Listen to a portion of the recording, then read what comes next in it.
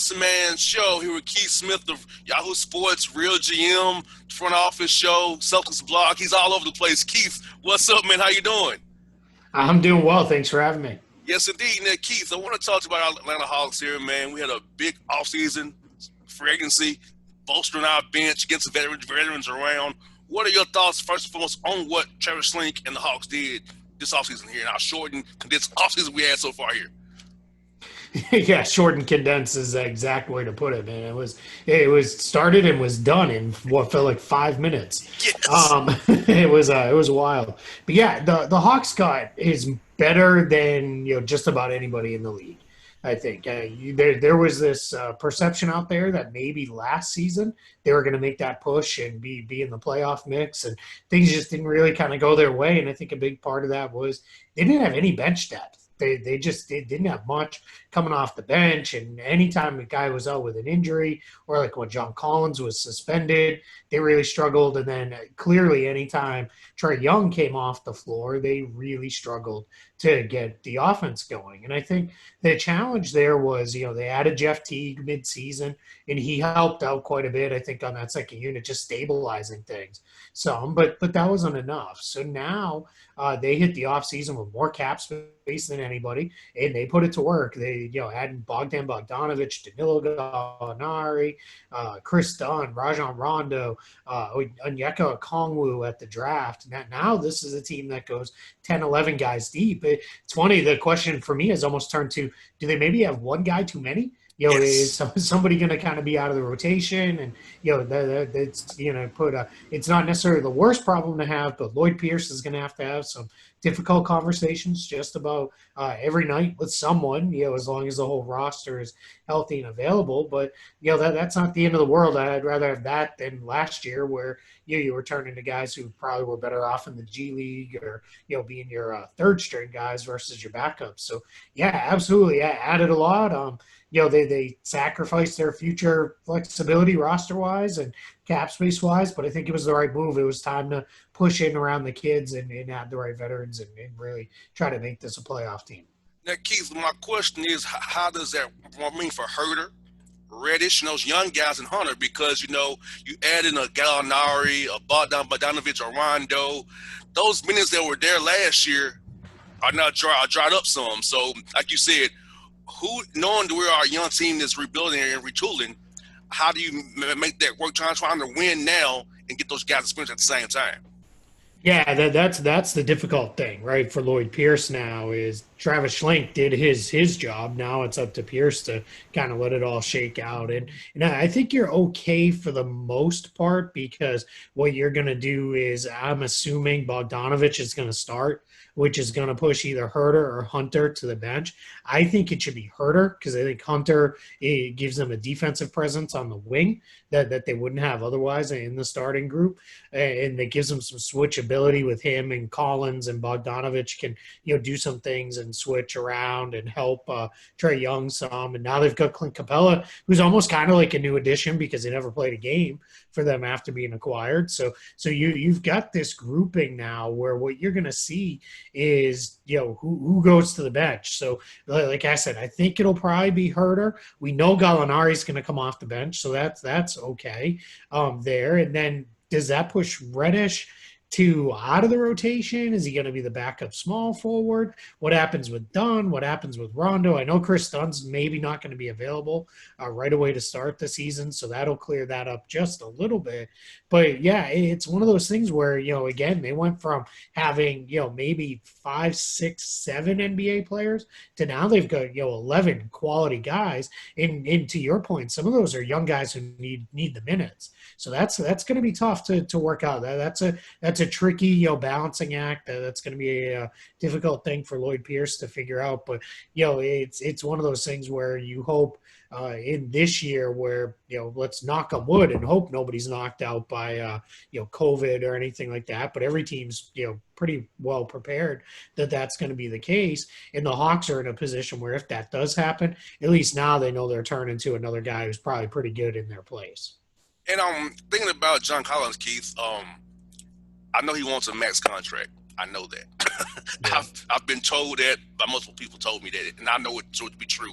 So I know you got to max out Trey Young next year, max out John Collins. So you have two young guys maxed out if you do that, and your cap is tied up for years now with pieces who you believe are key to the future, right? Which gives Yep. you all flexibility going forward. Would you max out John Collins, and what do you see his value to be? I know he wants to max. What would be your thing for him? Will it be 5 years, 100 million, or 5 years, 90, or does you give him what he really wants? Is that max deal? Yeah, it's funny. My dad had a saying when I was a kid growing up that went wish in one hand and something in the other, and see which one fills up faster. I think that's kind of where we're at with John Collins. He can want the max extension all he wants, but he's not going to get it. I don't think in order to get that, you have to be a guy who's either been an all-star in your first few years. You need to be right on the borderline of being an all-star. And I say this as someone who absolutely loves John Collins and loves his game. I think, this is a guy, when you can score 20 points per game, get 10 rebounds per game, and you can do it with the efficiency and shooting percentages he has, and he's continuing to add the three-pointer to his game.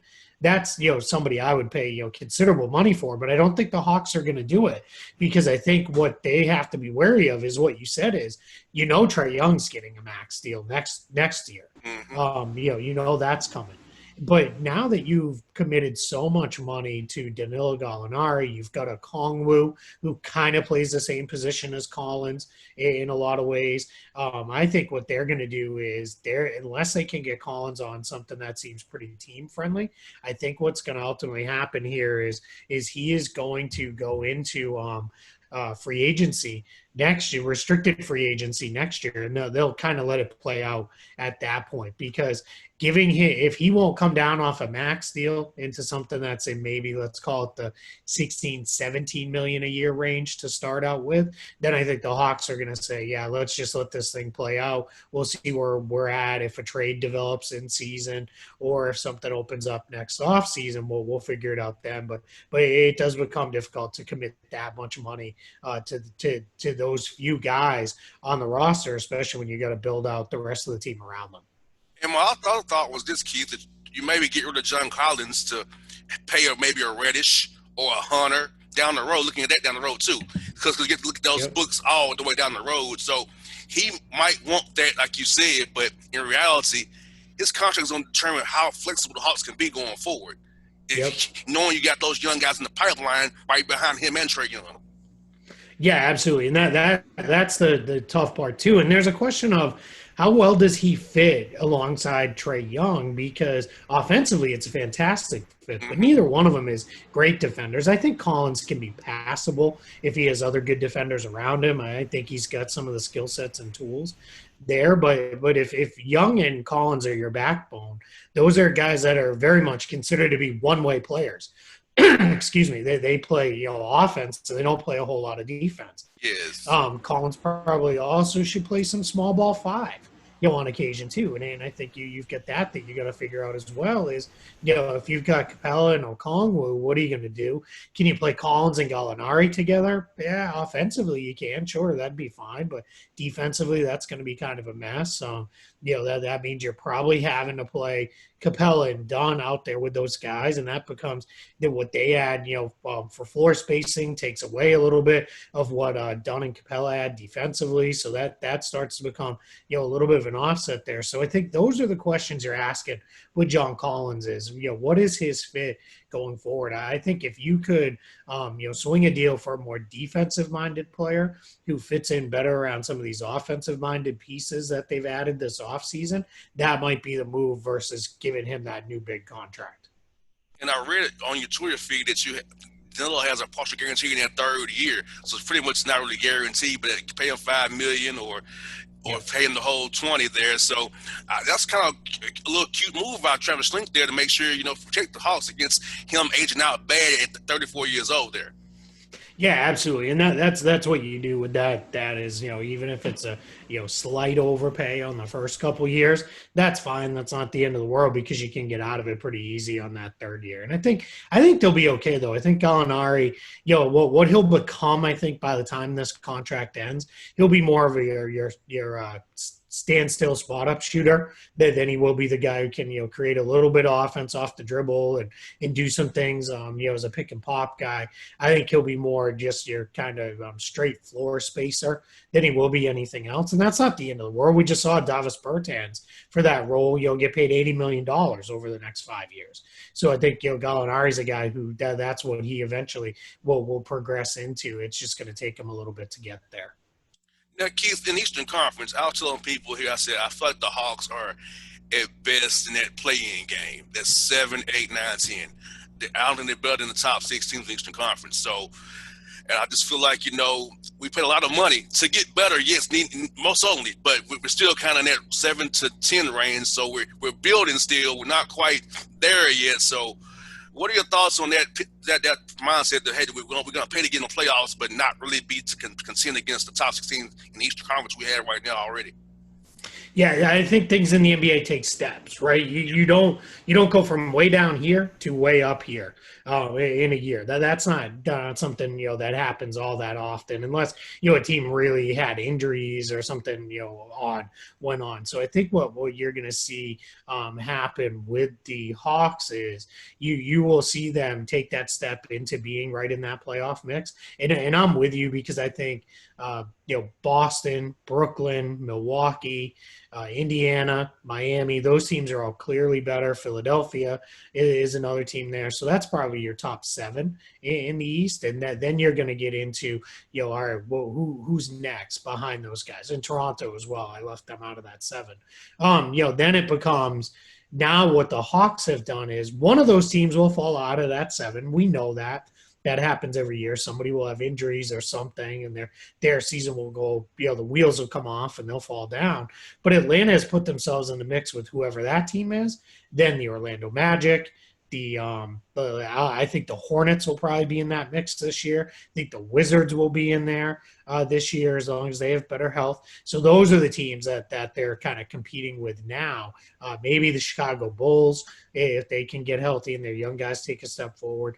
That's the group Atlanta's competing with now to try to get into the playoffs, and I think they have a good chance. I think what's different this year is you don't have to be 8 anymore. You can be 9 or 10 and still get there because of that play-in tournament. So yeah, I think you're right. I think you got them in the right place, but I don't think spending the money to get there is the worst thing, because I think you got to spend money eventually, right? They were you can't sit on 40, 50, 60 million dollars in cap space every year and just hope for the best. You had to do something to make sure Trae Young was convinced you were trying to win, and that you want to be one of those best teams in the league. So I think they spent it wisely. I think they added good players who fit around what they're doing, and then I think what you'll see ultimately with them is this year is the building year. Get into the mix. Then Young, Collins, Okongwu, Hunter, Herter, Reddish, all the young guys take a step forward. And then next season is about, trying to get into that, mix for home court advantage. That'll be the next step. And then from there, it depends, right? Because then a lot of things have to go right. You have to probably make a couple other moves to really get into title contender status. But it's all steps. You're going from 14th in the East to into the playoff mix. That's pretty good. Be happy with that this season, as long as you're playing meaningful games. And I almost said April because that's what it usually is. But late in the year, May, June, Yes. you're happy, right? As long as you're playing meaningful games, then all the way, getting into the playoffs, you're feeling pretty good. And personally, I want Lloyd Pierce to do well because I like him personally. Okay. Excuse me. I like him personally, and I know when Greg Foster left, they hired Nate McMillan, and I know that's not good because if he doesn't go very well, the Yeah. last guarantee year of his deal, he's going to be the interim head coach, and then Lloyd's gone. So personally, I want Lloyd to do well because I like him a lot. I just don't want him to that to happen to him like that because I saw what happened, and he hired the next pretty much one McMillan. So you know what time of day Yeah. it is. So I'm worried about that for Lloyd because he's a good friend of mine. Yeah, I'm with you.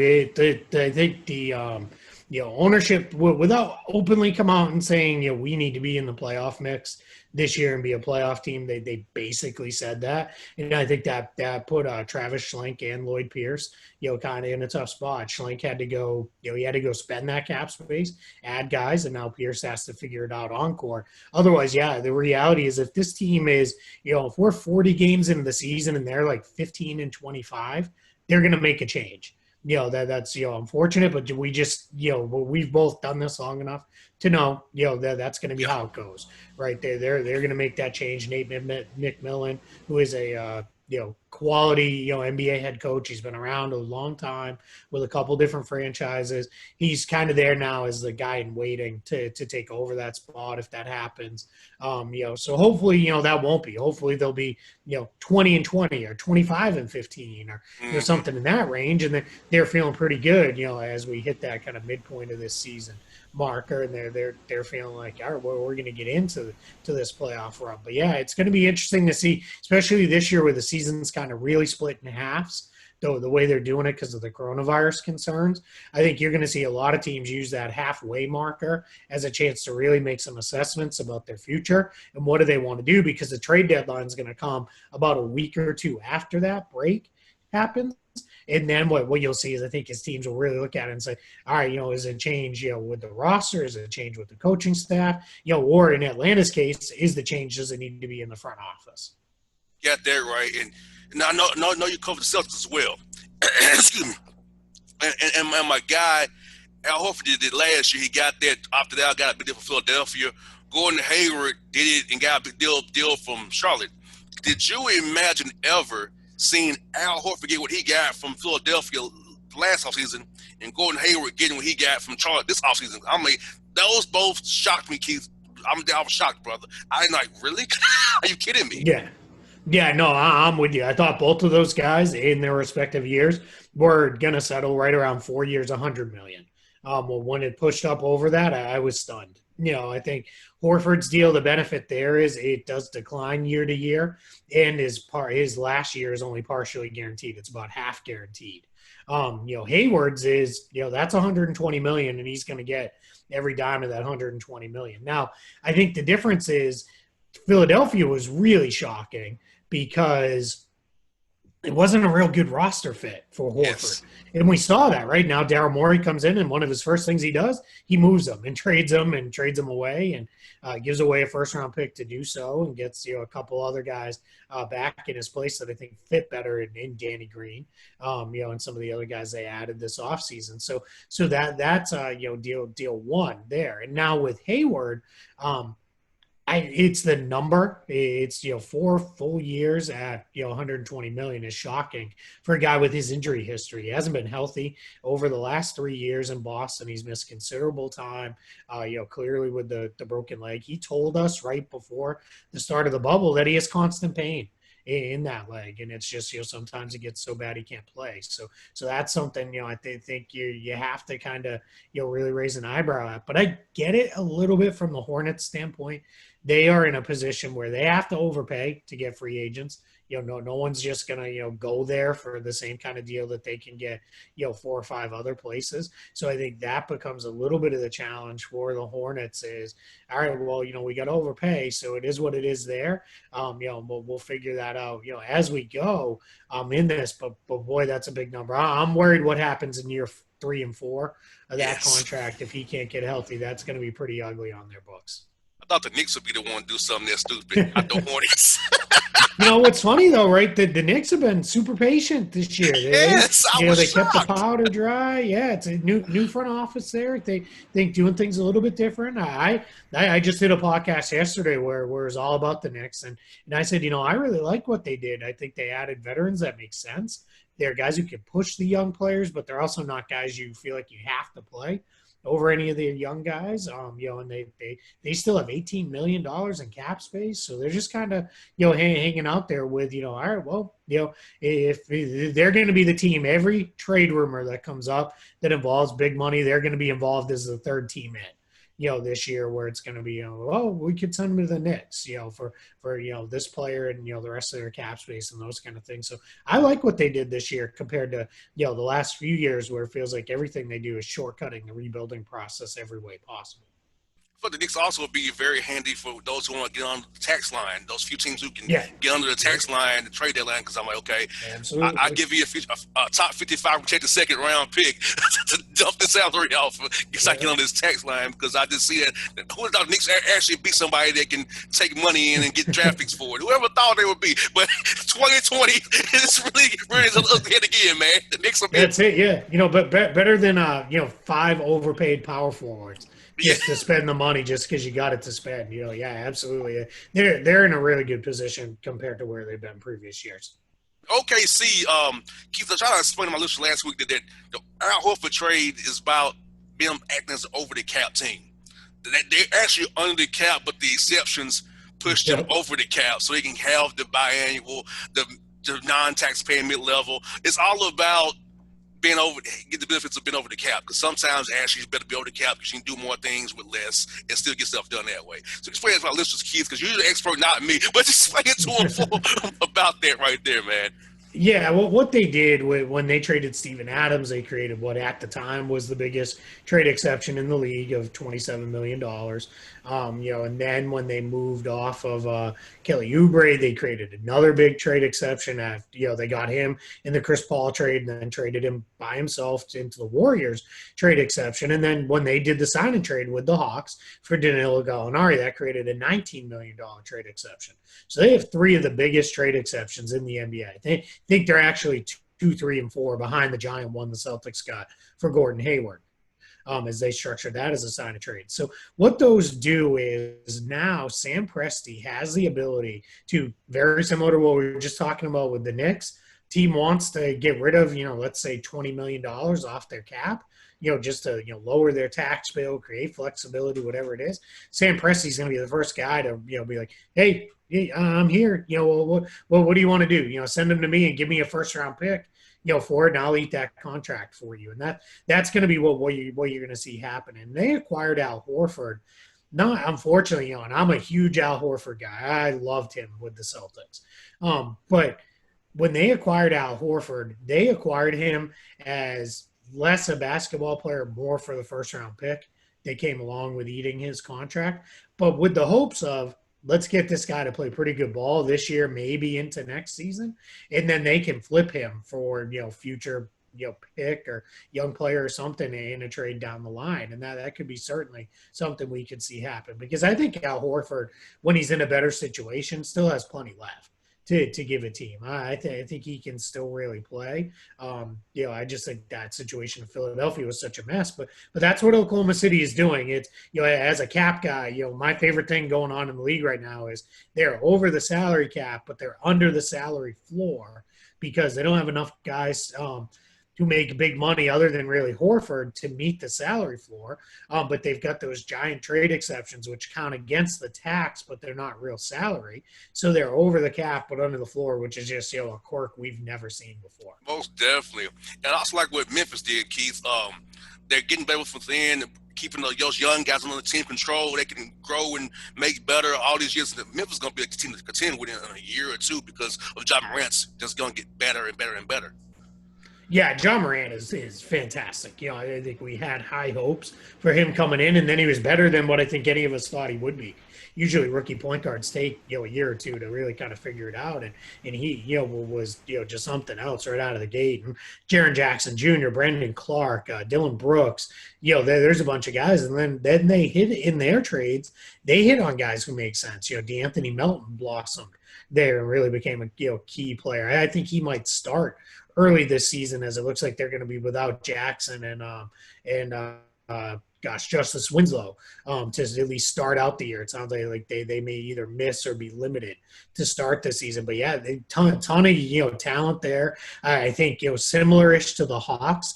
They're eventually going to have to make some moves to bring in some veterans around those guys, and maybe they do that via cap space, but they could as well do that through trades by moving some guys. But yeah, it's a really fun young core in Memphis.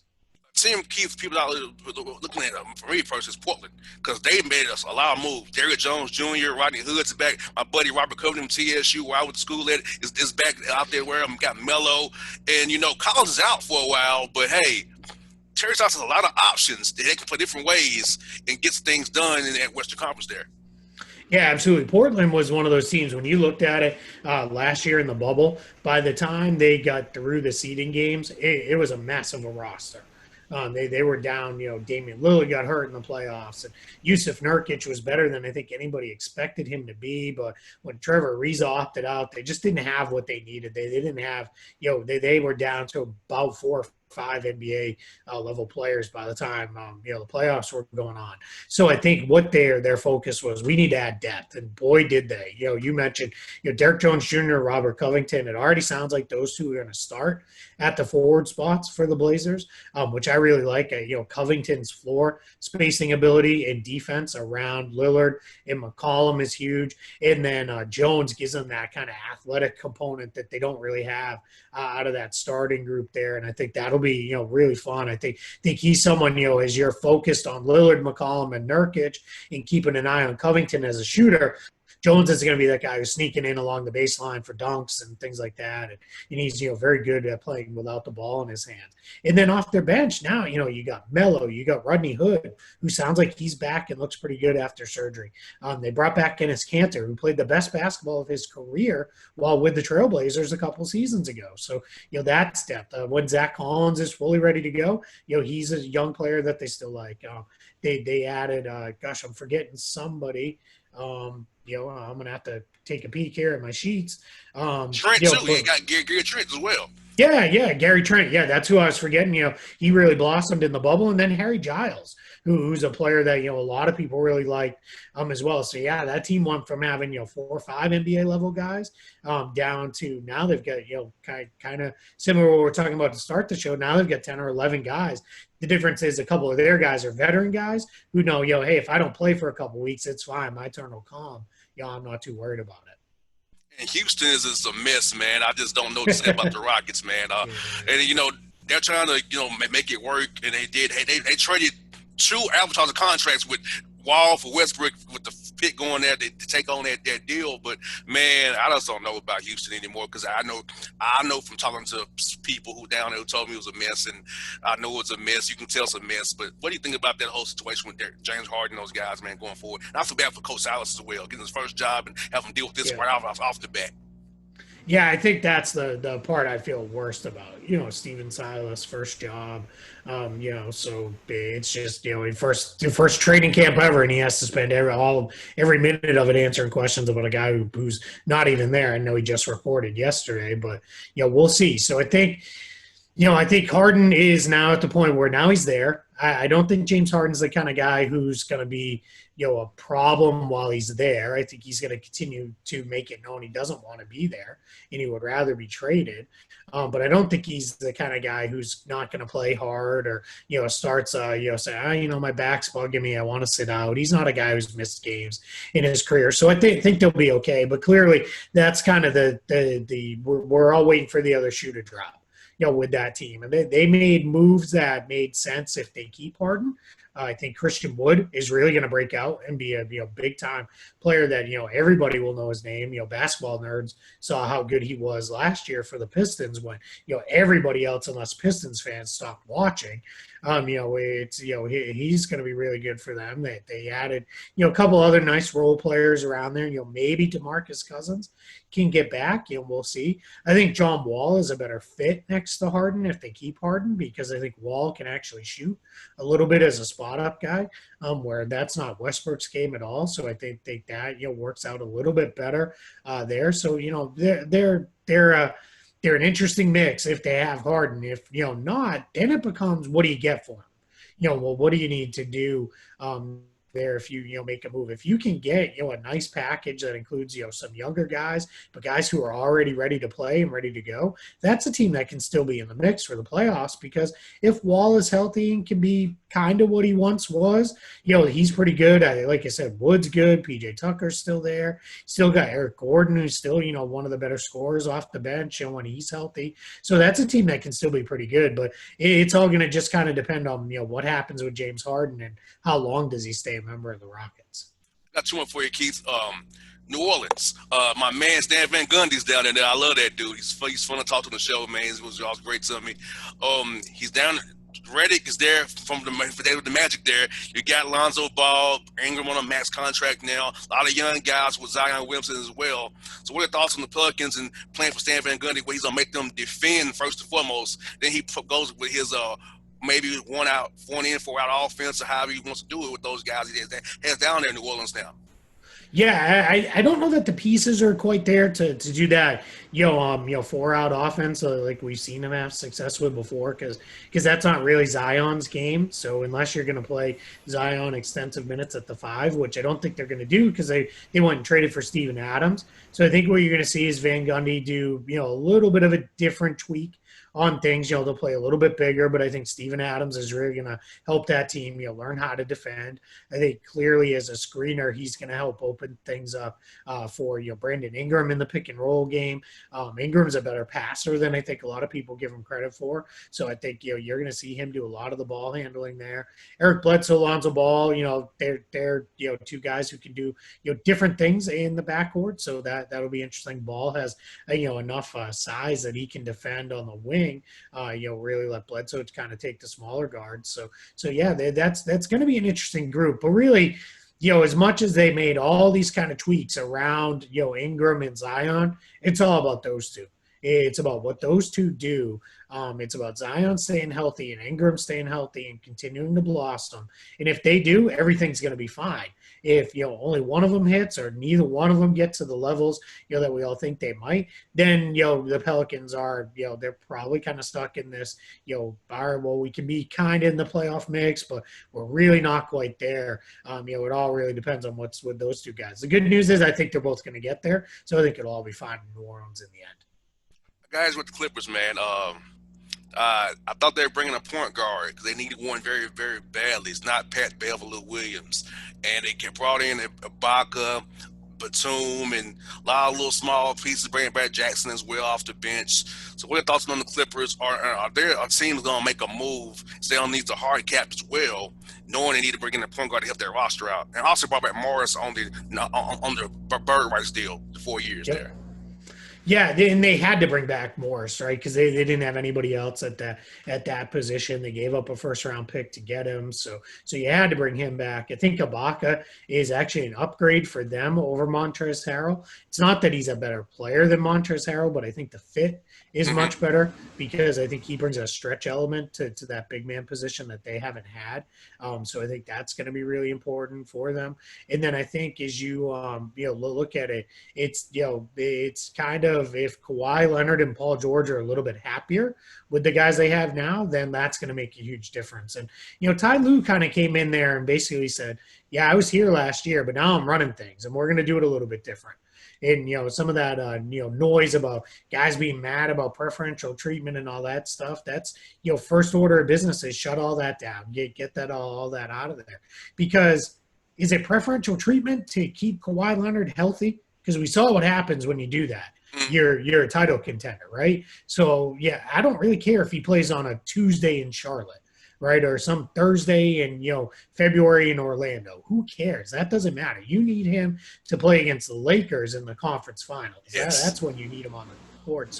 So I think that's what they're going to do. They're going to get things set up so that those guys are, doing the right thing. They've still got all sorts of depth that they can go to. Point guard, yeah, it might be a problem, but I think what you're focused on there is Patrick Beverley. If you can keep him healthy, he's a good fit because he doesn't need the ball. He'll hit the occasional jump shot and he'll defend and do all the Patrick Beverley things you love when he's on your team and hate when he's not. And then Lou Williams can still be that second unit anchor, and really say, go out there, get us buckets, do your thing there. And I think you'll see him and Serge Ibaka work well in the pick and pop game. Is that'll become, I think, the staple of that backup unit. And then Ibaka, I think, is a better closing option in games for them at the five than Montrezl Harrell was, because he has the ability to block some shots and step out and hit jump shots. And he can still do some of the rebounding. He's not the energy guy Harrell is. So, you may, again, that random Tuesday in Charlotte when, nobody kind of has it, you could throw Harrell in there and, his energy gives everybody a lift.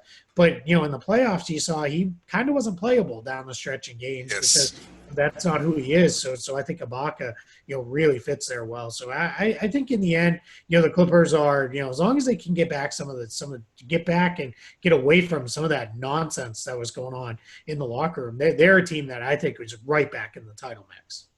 You tell listeners where they can follow you on Patreon and also your Real GM Yahoo. Tell them all about your stuff, man, so they can make sure they follow you, get all this great knowledge you give them today here all year long. Yeah, you can find me on Twitter at Keith Smith NBA. There's a tweet pinned to the top of my timeline, which will take you to my Patreon, which has all my salary sheets there now. You can find all that information there. You can pick that up. Times are tough, so don't feel like you got to give a big donation, but you can do even $1 a month. That's helpful, and that helps me, and all that. We're talking about how cold it is. That'll help keep the heat on here in Orlando because I had to turn it on today. And then you can find my written work at Yahoo Sports, Real GM. And if you're looking for Celtics specific coverage, you can find that as part of a Celtics blog, as part of SB Nation. Yes, indeed. But Keith, I tell you what, man, thank you for your time as always. Good to talk to you again, my brother. I love your work, man. You do great stuff. Thank you for helping people understand the salary cap. You definitely help me all the time, brother. You just don't know. I appreciate it, man. Thank you so much. You all stay safe, you and yours. You think happy holidays to you, brother. Be good in Orlando, man. Hope to come down there once everything clears up, man. I miss the 407 and 321 We'll down see there. you. Indeed, brother. Hey, be good, brother. You too. All right.